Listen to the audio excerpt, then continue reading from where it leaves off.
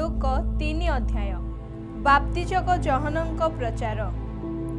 तिबिरिय काइसरଙ୍କ राजत्वर 15 वर्षरे जेतेबेले पंतिय पिलात जिहुदा प्रदेशर शासनकर्ता ओ हेरोद गालिलीर सामंत राजा थिले, आउ तांको भ्राता फिलिप इतुरिया ओ त्रखनीति प्रदेशर पुणी लुसानिया अबिलनीर सामंत राजा थिले एवं हानन ओ कयाफा महाजाजक थिले। सेतेबेले ईश्वरंक वाक्य प्रांतरे जिखरियंक पुत्र जहनंक निकटरे उपस्थित हेला। सेथिरे से जर्धनर निकटवर्ती समस्त अंचल को जाई पाप क्षमा निमंते मन परिवर्तनर बाप्तिस्म घोषणा करबाकू लागिले। जेपरी जिसाय भाववादी शास्त्र रे लिखित अछि, प्रांतरे उच्च शब्द करुथिबा जनकर स्वर प्रभुंक पथ प्रस्तुत कर, ताहांक राजदंड सलख कर। प्रत्येक उपत्यका पूर्ण करा जीव, पुणी प्रत्येक पर्वत व उपपर्वत नीच करा जीव। वक्र पथ सबु सलख हेब, आउ उच्च नीच भूमि समतल पथरे परिणत हेब। पुणी समस्त मर्त्य ईश्वरंक परित्राण देखिबे। अतएव से तांको द्वारा बाप्तिजित हेबा निमंते बाहरी आसुथिबा लोक समूह को कहिले, रे कालसर्पर वंश, आगामी क्रोधरु पलायन करिबा निमंते किए तुम्भमानकु चेतना देला। एणु मन परिवर्तनर उपयुक्त फल उत्पन्न कर। पुणी अब्राहम आंभमानकर पिता मने मने सुधा एपरि कुह नाही, कारण मु तो तुम्भमानकु कहुअछि, ईश्वर एही पत्थर गुड़ाकरू अब्राहमंक निमंते संतान उत्पन्न करि पारंती। आउ एबे सुधा गछ गुड़िक मूलरे कुराड़ी लागि अछि। अतएव जे कौनसी गछ भल फल न फले ताहा हणा जाई नियारे पकाजिब। एथिरे लोक समूह तांकु पचारिबाकू लागिले, ताहा हेले आम्भे माने कौन करिबा? से सेमानकु उत्तर देले, जाहार 2टी अंग रखा अछि से जाहार नाही ताहाकु गोटिए देउ। पुणी जाहार खाद्य अछि से सेहीपरि करू। करग्राही माने मध्य बाप्तिस्म पाइबाकू आसी तांकु पचारिले, हे गुरु, आम्भे माने कौन करिबा?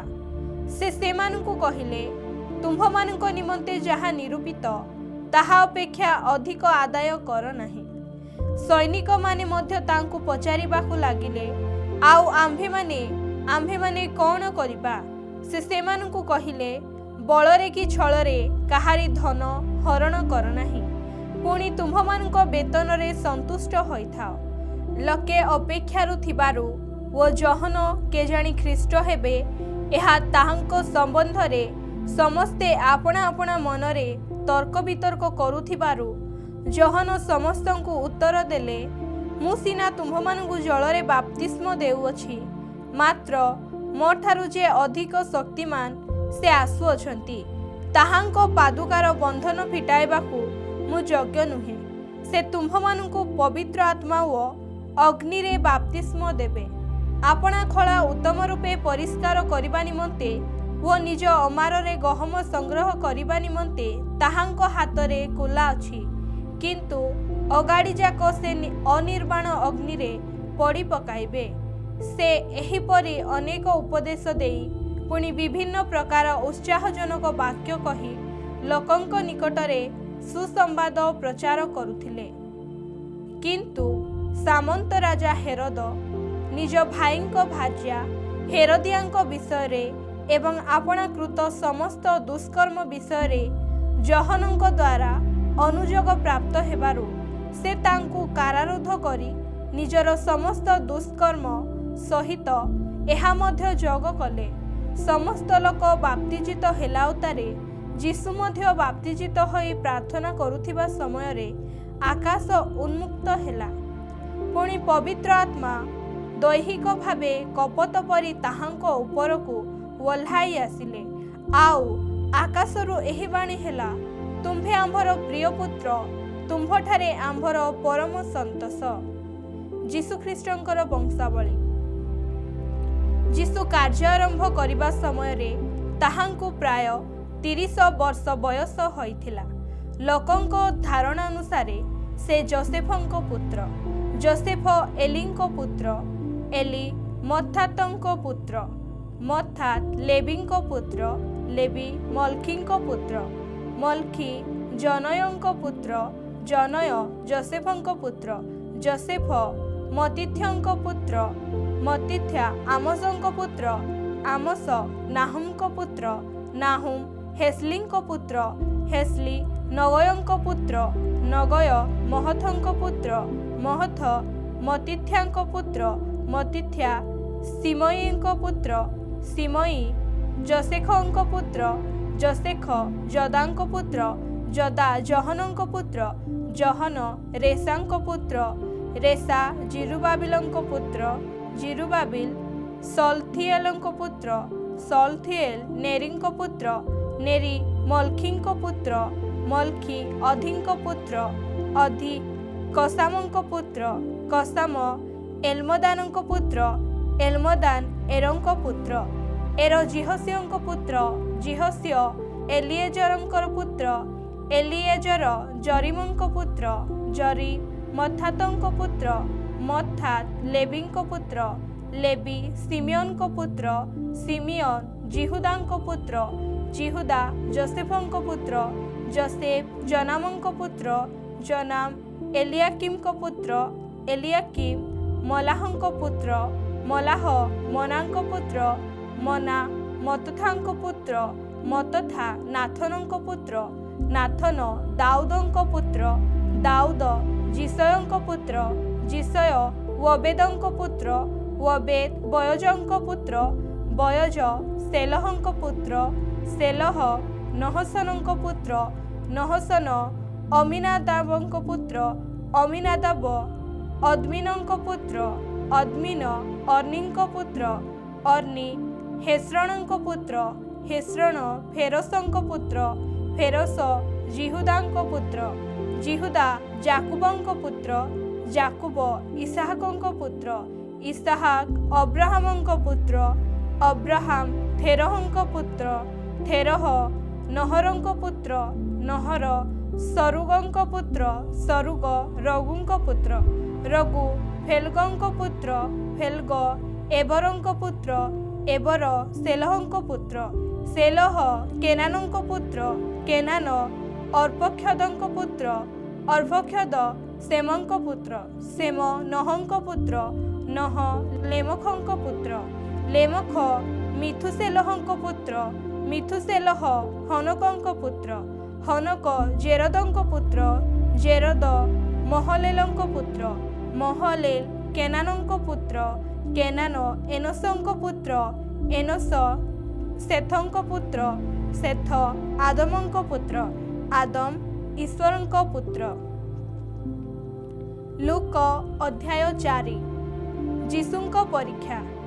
जीशु पवित्र आत्मारे पूर्ण होई जर्धनरु बाहुड़िले एवं 40 दिन पर्यंत आत्मांक द्वारा प्रांतरे चालित होई शयतान कर्तृक परीक्षित हेउथिले। सेही समस्त दिन से किछि भोजन कले नहीं। आउ सेही सब दिन शेष हुअन्ते से क्षुदित हेले। सेथिरे शयतान ताहांकु कहिला, तुम्भे जेबे ईश्वरंको पुत्र तेबे एही पत्थर को रोटी हेबा पाई आज्ञा दियो। जीशु ताहाकु उत्तर देले, लेखा अछि मनुष्य केवल रोटी रे बंचिब नाही। आउ से ताहांकु ऊपर को घेनी जाई एक मुहूर्त मध्यरे पृथ्वीर समस्त राज्य ताहांकु देखाइला। पुणी शयतान ताहांकु कहिला, आम्भे तुम्भकु ए समस्त अधिकार ओ ए सबुर ऐश्वर्य देबा, कारण आम्भकु ताहा समर्पित होइअछि। आउ आम्भे जाहाकु इच्छा ताहाकु ताहा देउ। अतएव तुम्भे जेबे आम्भ छामुरे प्रणाम करिब तेबे समस्त तुम्भर हेब। जीशु ताहांकु उत्तर देले, लेखा अछि तुम्भे प्रभु आपणा ईश्वरंकु प्रणाम करिब आउ केवल ताहांकर उपासना करिब। पुणी से ताहांकु जेरुसालेमकु घेनी जाई मंदिरर छात उपरे ठिया कराई ताहांकु कहिला, तुम्भे जेबे ईश्वरंक पुत्र तेबे एठारु तळकु डेई पड़, कारण लेखा अछि तुम्भकु रक्षा करिबा निमंते से अपना दूत मानू तुम्भ विषय आज्ञा देवे आउ लेखा अछि काले तुम्भ पाद पथर रे बाजिबो एथिपाई से माने तुम्भकू हस्तरे तली धरिबे। पुणी जीशु ताहांकु उत्तर देले उक्त अछि तुम्भे प्रभु अपना ईश्वर को परीक्षा करिबो नाही। शयतान समस्त प्रकार परीक्षा समाप्त कलाउतारे किछि काल पर्यंत ताहांकु परित्याग करी चलीगला। जीशुंको सेवा कार्य आरंभ। एथि उतारे जीशु आत्मांको शक्ति रे गालिली की बाहुड़ी गले आउ चतुर्दिगस्त समस्त अंचल रे ताहांकर ख्याति व्यापी गला। पुणी से सेमानंको समाज गृह सम्मुख रे शिक्षा देई समस्तंको ठारू गौरव पाइबाकु लागिले। नाजरीति रे जीशु उपेक्षित। से जेउ नाजरीति रे प्रतिपालित होइथिले सेही स्थान को इतिमध्यरे गले व आपणा रीति अनुसारे विश्राम बार रे समाज गृह रे प्रवेश कले आउ पाठ करिबा निमंते ठिया हेले। सेथिरे जिसाय भाववादी पुस्तक ताहांकु दियागला आउ से ताहा फिटाई जेउ स्थान रे एही वाक्य लिखित अछि ताहा पाइले। प्रभुंकर आत्मा मोठारे अधिष्ठित जेणु दिनहीन मानक निकटरे सुसमाचार प्रचार करिबा निमंते से मते अभिषिक्त करियछंती। बंदी मानक निकटरे मुक्ति व अंध मानक निकटरे दृष्टि लाभर विषय घोषणा करिबाकू पुणी उपद्रव प्राप्त लोक मानकु मुक्त करिबाकू आउ प्रभुंको अनुग्रह वर्ष घोषणा करिबाकू से मते प्रेरण करियछंती। परे से पुस्तक बंद करी परिचारक को ताहा फेराई देई उपवेशन कले आउ समाज गृह रे समस्तंको दृष्टि ताहांको उपरे स्थिर होई रहिला। पुणी से सेमानंकु कहिबाकू लागिले आजि धर्मशास्त्रर एही वाक्य तुम्भमानंको कर्णगोचर रे सफल हेला। आउ समस्ते ताहांको संबंध रे साक्ष्य देबाकू लागिले व ताहांको मुख निर्गत अनुग्रहर वाक्य रे चमत्कृत हेले। पुणी से माने कहिबाकू लागिले ए कोन जोसेफर पुत्र नुहे। सेथिरे से सेमानंकु कहिले तुम्हे माने निश्चय मते एही प्रवाद वाक्य कहिबो हे वैद्य आपे आपना को सुस्थ कर। कफरनाहुम रे जहा जहा घटी अछि बोली आम्भे माने सुनियछु सेही सबु एही स्थान रे निज पैतृक नगर रे मध्य कर। पुणी से कहिले मु तुम्भ मानकु सत्य कहुअछि कौनसी भाववादी निज पैतृक नगर रे ग्राह्य हुअंती नाही। किंतु मु तुम्भ मानकु सत्य कहुअछि एलियंको समय रे जेतेबेले 3 वर्ष 6 मास पर्यंत आकाश रुद्ध हेबारु समस्त देश रे महादुर्भिक्ष पड़िथिला सेतेबेले इस्राएल मध्यरे अनेक विधवा थिले तथापि एलियो सेमानको काहारी निकटकू प्रेरित न होई केवल सीदन देशर सारिफत को जणे विधवा स्त्री निकटकू प्रेरित हेले।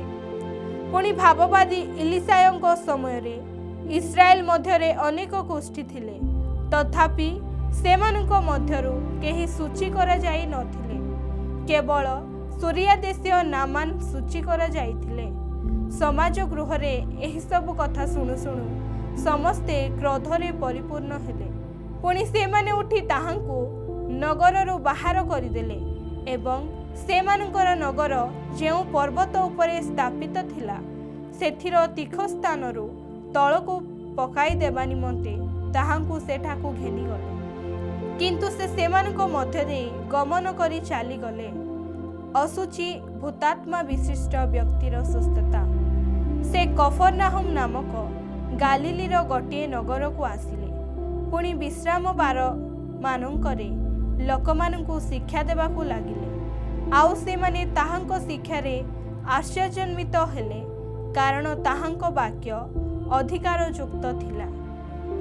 दिने समाज गृह रे जणे असुचि भूतात्मा विशिष्ट लोक थिला से उच्च स्वर रे चित्कार कला आ नाजरीतीय जीशु तुम्भ सांगरे आंभ मानकर कौन अछि तुम्भे किए आंभ मानकु विनाश करिबाकू आसिलो तुम्भे किए ताहा मु जाने तुम्भे ईश्वरंकर सेही पवित्र व्यक्ति। जीशु ताहाकू धमक देई कहिले चुप कर एहाठारू बाहरी जा। सेथिरे सेही भूत ताहाकू मध्य स्थान रे पकाई देई ତାହାର କୌଣସି କ୍ଷତି ନ କରି ତାହାଠାରୁ ବାହାରିଗଲା। ଏଥିରେ ସମସ୍ତେ ବିସ୍ମୟାନ୍ୱିତ ହୋଇ ପରସ୍ପର କୁହାକୁହି ହେଲେ, ଏ କି କଥା? ସେ ଅଶୁଚି ଆତ୍ମାମାନଙ୍କୁ ଅଧିକାର ଓ ଶକ୍ତି ସହିତ ଆଦେଶ ଦିଅନ୍ତି, ଆଉ ସେମାନେ ବାହାରି ଯାଆନ୍ତି। ସେଥିରେ ତାହାଙ୍କ ସମ୍ବନ୍ଧୀୟ ସମାଚାର ଚତୁର୍ଦିଗସ୍ଥ ଅଞ୍ଚଳର ସର୍ବତ୍ର ବ୍ୟାପିଗଲା। ଅନେକ ଲୋକଙ୍କ ସୁସ୍ଥତା ପରେ ସେ ସମାଜ ଗୃହରୁ ଉଠି ସିମୋନଙ୍କ ଘରକୁ ଗଲେ। ସିମୋନଙ୍କ ଶାଶୁଙ୍କୁ ଭୟଙ୍କର ଜ୍ୱର ହୋଇଥିଲା, ଆଉ ସେମାନେ ତାଙ୍କ ବିଷୟରେ ତାହାଙ୍କୁ ଅନୁରୋଧ କଲେ। ସେଥିରେ ସେ ତାଙ୍କ ପାଖରେ ଠିଆ ହୋଇ ଜ୍ୱରକୁ ଧମକ ଦେଲେ, ଆଉ ତାଙ୍କୁ ଜ୍ୱର ଛାଡ଼ିଗଲା। ପୁଣି ସେ ସେହି କ୍ଷଣି ଉଠି ସେମାନଙ୍କ ପରିଚର୍ଯ୍ୟା କରିବାକୁ ଲାଗିଲେ। ସୂର୍ଯ୍ୟ ଅସ୍ତ ହେବା ସମୟରେ ଯେଉଁମାନଙ୍କ ନିକଟରେ ନାନା ପ୍ରକାର ରୋଗରେ ପୀଡ଼ିତ ଲୋକମାନେ ଥିଲେ, ସେ ସମସ୍ତେ ସେମାନଙ୍କୁ ତାହାଙ୍କ ନିକଟକୁ ଆଣିଲେ ଏବଂ ସେ ପ୍ରତ୍ୟେକ ଜଣ ଉପରେ ହାତ ଥୋଇ ସେମାନଙ୍କୁ ସୁସ୍ଥ କଲେ। ପୁଣି ଭୂତମାନେ ମଧ୍ୟ ଚିତ୍କାର କରୁ କରୁ ତୁମ୍ଭେ ଈଶ୍ୱରଙ୍କ ପୁତ୍ର ବୋଲି କହି ଅନେକଙ୍କଠାରୁ ବାହାରି ଗଲେ। ଆଉ ସେ ସେମାନଙ୍କୁ ଧମକ ଦେଇ କଥା କହିବାକୁ ଦେଲେ ନାହିଁ, କାରଣ ସେ ଯେ ଖ୍ରୀଷ୍ଟ ଏହା ସେମାନେ ଜାଣିଥିଲେ।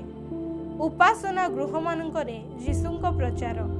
ପ୍ରଭାତ ହୁଅନ୍ତେ ସେ ବାହାରି ଗୋଟିଏ ନିର୍ଜନ ସ୍ଥାନକୁ ଗଲେ, ଆଉ ଲୋକ ସମୂହ ତାହାଙ୍କର ଅନ୍ୱେଷଣ କରି କରି ତାହାଙ୍କ ନିକଟକୁ ଆସିଲେ। ପୁଣି ସେ ଯେପରି ସେମାନଙ୍କ ପାଖରୁ ଚାଲି ନ ଯାଆନ୍ତି, ସେଥି ନିମନ୍ତେ ତାହାଙ୍କୁ ଅଟକାଇବା ପାଇଁ ଚେଷ୍ଟା କଲେ। କିନ୍ତୁ ସେ ସେମାନଙ୍କୁ କହିଲେ, ଅନ୍ୟାନ୍ୟ ନଗରରେ ମଧ୍ୟ ମୋତେ ଅବଶ୍ୟ ଈଶ୍ୱରଙ୍କ ରାଜ୍ୟର ସୁସମାଚାର ପ୍ରଚାର କରିବାକୁ ହେବ, କାରଣ ସେଥି ନିମନ୍ତେ ମୁଁ ପ୍ରେରିତ ହୋଇଅଛି। ପୁଣି ସେ ଯିହୁଦା ଦେଶର ସମାଜ ଗୃହମାନଙ୍କରେ ପ୍ରଚାର କରିବାକୁ ଲାଗିଲେ। ଲୁକ 5 ଅଧ୍ୟାୟ। ପ୍ରଥମ ଶିଷ୍ୟଙ୍କୁ ଆହ୍ୱାନ। ଦିନେ ଯେତେବେଳେ ଲୋକସମୂହ ତାହାଙ୍କ ଉପରେ ମାଡ଼ି ପଡ଼ି ଈଶ୍ୱରଙ୍କ ବାକ୍ୟ ଶୁଣୁଥିଲେ, ସେତେବେଳେ ସେ ଗିନ୍ନେସରେତ ହ୍ରଦ କୂଳରେ ଠିଆ ହୋଇଥିଲେ। ଆଉ ସେ ହ୍ରଦ କୂଳରେ 2ଟି ନୌକା ଥିବାର ଦେଖିଲେ। ମାଛୁଆମାନେ ସେଥିରୁ ଓହ୍ଲାଇ ଜାଲ ଧଉଥିଲେ। ସେହି ନୌକାଗୁଡ଼ିକ ମଧ୍ୟରୁ ଯେଉଁଟି ସିମୋନଙ୍କର ଥିଲା, ସେଥିରେ ସେ ଚଢ଼ି ସ୍ଥଳରୁ ଅଳ୍ପ ଦୂରକୁ ଯିବା ନିମନ୍ତେ ତାଙ୍କୁ ଅନୁରୋଧ କଲେ। ଆଉ ସେ ବସି ନୌକାରୁ ଲୋକସମୂହକୁ ଶିକ୍ଷା ଦେବାକୁ ଲାଗିଲେ। ସେ କଥା ଶେଷ କରି ସିମୋନଙ୍କୁ କହିଲେ, ଗଭୀର ଜଳକୁ ଯାଇ ମାଛ ଧରିବା ନିମନ୍ତେ ତୁମ୍ଭମାନଙ୍କର ଜାଲ ପକାଅ। ଏଥିରେ ସିମୋନ ଉତ୍ତର ଦେଲେ, ହେ ଗୁରୁ, ଆମ୍ଭେମାନେ ରାତିଯାକ ପରିଶ୍ରମ କରି କିଛି ଧରି ନାହୁଁ, କିନ୍ତୁ ଆପଣଙ୍କ କଥାରେ ମୁଁ ଜାଲ ପକାଇବି। ଆଉ ସେମାନେ ତାହା ପକାଇ ବହୁତ ମାଛ ଧରିଲେ। ପୁଣି ସେମାନଙ୍କ ଜାଲ ଛିଣ୍ଡିବାକୁ ଲାଗିଲା। ସେଥିରେ ସେମାନଙ୍କ ଯେଉଁ ଅଂଶୀଦାରମାନେ ଅନ୍ୟ ନୌକାରେ ଥିଲେ, ସେମାନେ ଯେପରି ଆସି ସାହାଯ୍ୟ କରନ୍ତି, ଏଥିପାଇଁ ସେମାନେ ସେମାନଙ୍କୁ ଠାରିଲେ। ଏଥିରେ ସେମାନେ ଆସି 2ଟି ନୌକାକୁ ଏପରି ପୂର୍ଣ୍ଣ କଲେ ଯେ ସେଗୁଡ଼ିକ ବୁଡ଼ିବାକୁ ଲାଗିଲା। କିନ୍ତୁ ସିମୋନ ପିତର ଏହା ଦେଖି ଯୀଶୁଙ୍କ ଚରଣ ତଳେ ପଡ଼ି କହିଲେ, ହେ ପ୍ରଭୁ, ମୋ ନିକଟରୁ ଯିବା ହେଉନ୍ତୁ, ଯେଣୁ ମୁଁ ଜଣେ ପାପୀ ମନୁଷ୍ୟ। କାରଣ ସେମାନେ ସେହି କ୍ଷେପରେ ଏତେ ମାଛ ଧରିଲେ ଯେ ତାହା ଦେଖି ସେ ଓ ତାଙ୍କ ସଙ୍ଗୀ ସମସ୍ତେ ବିସ୍ମୟାନ୍ୱିତ ହେଲେ। ପୁଣି ଜେବଦୀଙ୍କ 2 ପୁତ୍ର ଯାକୋବ ଓ ଯୋହନ, ଯେଉଁମାନେ ସିମୋନଙ୍କର ସହଭାଗୀ ଥିଲେ, ସେମାନେ ମଧ୍ୟ ସେହି ପ୍ରକାର ବିସ୍ମୟାନ୍ୱିତ ହେଲେ। ପୁଣି ଯୀଶୁ ସିମୋନଙ୍କୁ କହିଲେ, ଭୟ କର ନାହିଁ, ଆଜିଠାରୁ ତୁମ୍ଭେ ମନୁଷ୍ୟମାନଙ୍କୁ ଧରିବ। ସେଥିରେ ସେମାନେ ନୌକାଗୁଡ଼ିକ କୂଳକୁ ଆଣି ସମସ୍ତ ପରିତ୍ୟାଗ କରି ତାହାଙ୍କର ଅନୁଗମନ କଲେ। କୁଷ୍ଠିଲୋକର ସୁସ୍ଥତା। ସେ ଗୋଟିଏ ନଗରରେ ଥିବା ସମୟରେ ଦେଖ, ଜଣେ ସର୍ବାଙ୍ଗ କୁଷ୍ଠିଲୋକ ସେ ସ୍ଥାନରେ ଥିଲା। ସେ ଯୀଶୁଙ୍କୁ ଦେଖି ମୁହଁ ମାଡ଼ି ପଡ଼ି ତାହାଙ୍କୁ ନିବେଦନ କରି କହିଲା, ହେ ପ୍ରଭୁ, ଆପଣ ଯଦି ଇଚ୍ଛା କରନ୍ତି, ତାହା ହେଲେ ମୋତେ ଶୁଚି କରିପାରନ୍ତି। ସେଥିରେ ସେ ହାତ ବଢ଼ାଇ ତାହାଙ୍କୁ ଛୁଇଁ କହିଲେ, ମୁଁ ଇଚ୍ଛା କରୁଅଛି, ଶୁଚି ହୁଅ। ସେହି କ୍ଷଣି କୁଷ୍ଠରୋଗ ତାହାଠାରୁ ଦୂର ହେଲା। ଆଉ ସେ ତାହାଙ୍କୁ ଆଜ୍ଞା ଦେଇ କହିଲେ, କାହାକୁ କୁହ ନାହିଁ, କିନ୍ତୁ ଯାଇ ଯାଜକଙ୍କୁ ନିଜକୁ ଦେଖାଅ। ପୁଣି ମୋଶେଙ୍କ ଆଦେଶ ଅନୁସାରେ ଆପଣାର ଶୌଚକ୍ରିୟା ସ୍ୱରୂପେ ସେମାନଙ୍କ ନିକଟରେ ସାକ୍ଷ୍ୟ ଦେବା ନିମନ୍ତେ ନୈବେଦ୍ୟ ଉତ୍ସର୍ଗ କର। କିନ୍ତୁ ତାହାଙ୍କ ବିଷୟକ କଥା ଆହୁରି ଅଧିକ ବ୍ୟାପିଗଲା।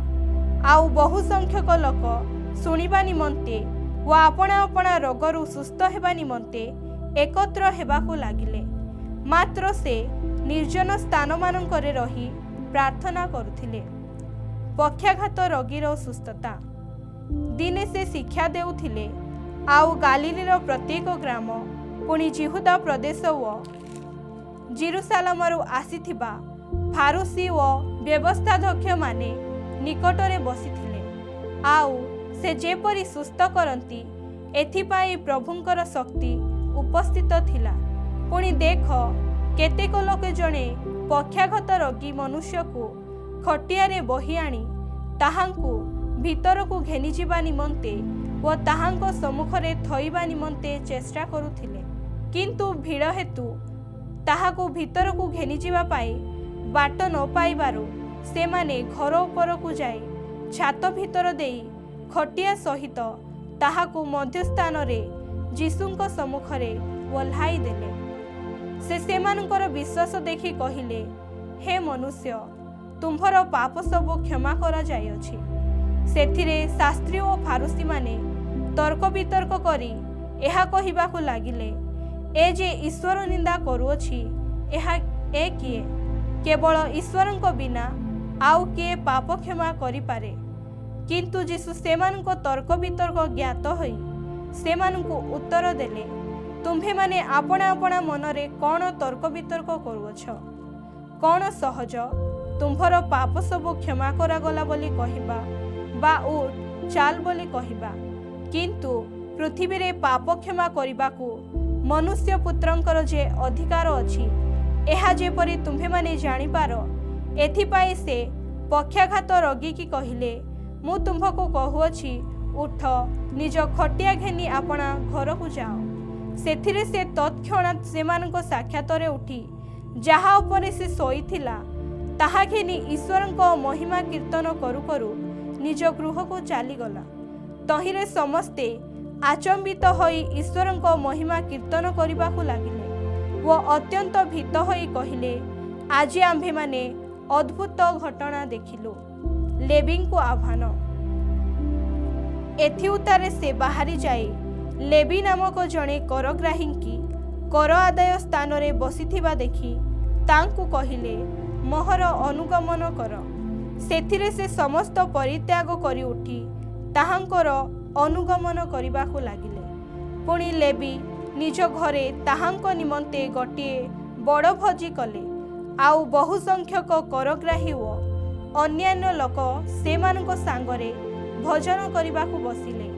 ସେଥିରେ ଫାରୁସୀମାନେ ଓ ସେମାନଙ୍କ ଦଳର ଶାସ୍ତ୍ରୀମାନେ ତାହାଙ୍କ ଶିଷ୍ୟମାନଙ୍କ ବିରୁଦ୍ଧରେ ବଚସା କରି କହିବାକୁ ଲାଗିଲେ, ତୁମ୍ଭେମାନେ କାହିଁକି କରଗ୍ରାହୀ ଓ ପାପୀମାନଙ୍କ ସାଙ୍ଗରେ ଖିଆପିଆ କରୁଅଛ? ଯୀଶୁ ସେମାନଙ୍କୁ ଉତ୍ତର ଦେଲେ, ସୁସ୍ଥ ଲୋକମାନଙ୍କର ବୈଦ୍ୟଠାରେ ପ୍ରୟୋଜନ ନାହିଁ, ମାତ୍ର ଅସୁସ୍ଥ ଲୋକମାନଙ୍କର ପ୍ରୟୋଜନ ଅଛି। ମୁଁ ଧାର୍ମିକମାନଙ୍କୁ ଆହ୍ୱାନ କରିବା ନିମନ୍ତେ ଆସିନାହିଁ, କିନ୍ତୁ ମନ ପରିବର୍ତ୍ତନ ନିମନ୍ତେ ପାପୀମାନଙ୍କୁ ଆହ୍ୱାନ କରିବା ପାଇଁ ଆସିଅଛି। ଉପବାସ ପ୍ରସଙ୍ଗ। ସେମାନେ ତାହାଙ୍କୁ କହିଲେ, ଜହନଙ୍କ ଶିଷ୍ୟମାନେ ଥରକୁ ଥର ଉପବାସ ଓ ପ୍ରାର୍ଥନା କରନ୍ତି। ଫାରୁସୀମାନଙ୍କ ଶିଷ୍ୟମାନେ ମଧ୍ୟ ସେହି ପ୍ରକାର କରନ୍ତି, କିନ୍ତୁ ଆପଣଙ୍କ ଶିଷ୍ୟମାନେ ଭୋଜନ ପାନ କରନ୍ତି।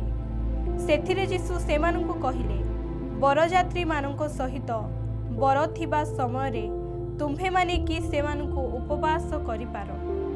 କିନ୍ତୁ ସମୟ ଆସିବ, ଆଉ ଯେତେବେଳେ ସେମାନଙ୍କଠାରୁ ବରଙ୍କୁ କାଢ଼ି ନିଆଯିବ, ସେତେବେଳେ ସେହି ସମୟରେ ସେମାନେ ଉପବାସ କରିବେ। ପୁଣି ସେ ସେମାନଙ୍କୁ ଗୋଟିଏ ଦୃଷ୍ଟାନ୍ତ ମଧ୍ୟ କହିଲେ, କେହି ନୂଆ ଲୁଗାର ତାଳି ଛିଣ୍ଡାଇ ପୁରୁଣା ଲୁଗାରେ ପକାଏ ନାହିଁ। ପକାଇଲେ ସେ ନୂଆ ଖଣ୍ଡିକ ଚିରିଦେବ, ପୁଣି ନୂଆ ଲୁଗାର ତାଳି ମଧ୍ୟ ପୁରୁଣା ସାଙ୍ଗରେ ମିଶିବ ନାହିଁ। ଆଉ କେହି ନୂଆ ଦ୍ରାକ୍ଷାରସ ପୁରୁଣା କୁମ୍ଭାରେ ରଖେ ନାହିଁ। ରଖିଲେ ନୂଆ ଦ୍ରାକ୍ଷାରସ କୁମ୍ଭାକୁ ଫଟାଇ ପଡ଼ିଯିବ, ଆଉ କୁମ୍ଭା ମଧ୍ୟ ନଷ୍ଟ ହେବ।